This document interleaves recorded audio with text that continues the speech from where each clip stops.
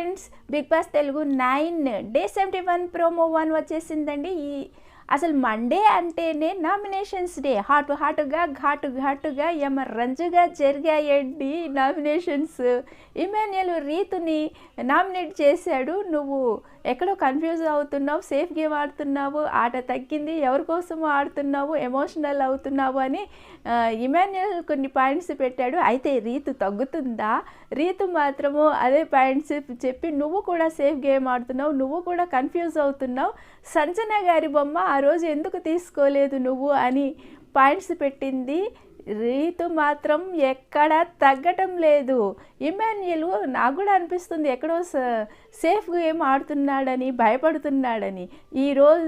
ఈ వారం మాత్రం నామినేషన్స్లోకి వస్తాడు కదా, ఈయన సత్తా ఏంటో తెలుస్తుంది. మంచి ఓటింగ్ పడుతుందని నేను అనుకుంటున్నాను ఇమాన్యుయల్కి అయితే.